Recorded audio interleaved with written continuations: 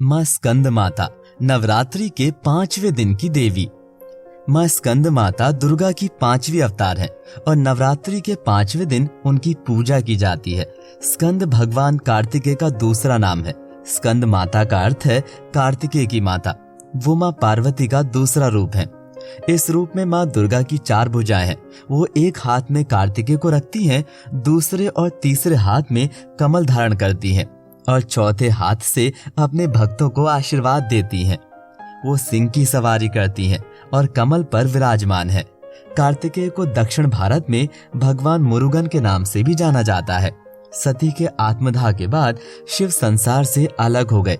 उसी समय देवता राक्षसों के हमले के अधीन थे, जिनका नेतृत्व सुरपदमन और तारकासुर कर रहे थे। उन्हें वरदान था कि केवल शिव या उनकी संतान ही उन्हें मार सकते हैं। इस डर से कि शिव के कभी संतान नहीं हो सकती है, देवता मदद के लिए भगवान विष्णु के पास दौड़ते हैं, लेकिन विष्णु बताते हैं कि स्थिति के लिए देवता स्वयं जिम्मेदार है।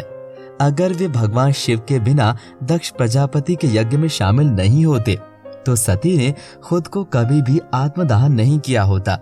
फिर वो उन्हें पार्वती के बारे में बताते हैं, जो शक्ति का अवतार है और जिनका शिव की पत्नी बनना तय है। देवताओं की ओर से ऋषि नारद पार्वती के पास जाते हैं और उनसे कहते हैं कि यदि वो अत्यधिक तपस्या करती हैं तो उन्हें अपने साथी के रूप में भगवान शिव मिलेंगे, जो पिछले जन्म में उनके पति थे। हजारों वर्षों की तपस्या के बाद शिव ने पार्वती से शादी कर ली। शिव और पार्वती की ऊर्जा एक साथ मिलकर एक उग्र बीज पैदा करती है।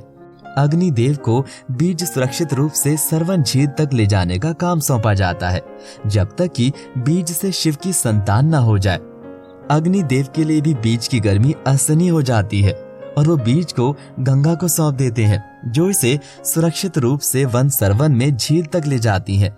देवी पार्वती ने तब जल निकाय का रूप धारण किया, क्योंकि वो अकेले ही अपने पति शिव के बीज को ले जाने में सक्षम थी। बाद में 6 मुखी कार्तिकेय जन्म लेते हैं और 6 कृत्तिकाओं द्वारा उनकी देखभाल की जाती है, इसीलिए उनका नाम कार्तिकेय पड़ा। कार्तिकेय को ब्रह्मा द्वारा पढ़ाया जाना था, लेकिन पहले दिन उन्होंने ब्रह्मा से ओम का अर्थ पूछा। ब्रह्मा ने उन्हें 12,000 श्लोकों में अर्थ समझाया, लेकिन वे संतुष्ट नहीं हुए।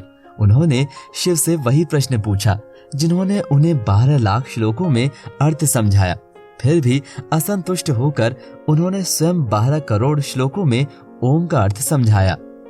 देवताओं की सेना के सेनापति के रूप में उन्हें सभी देवताओं का आशीर्वाद प्राप्त है और उन्हें तारकासुर और सुरपदमन के खिलाफ युद्ध के लिए विशेष हथियार दिए गए थे, जो देवताओं के खिलाफ लड़ रहे थे।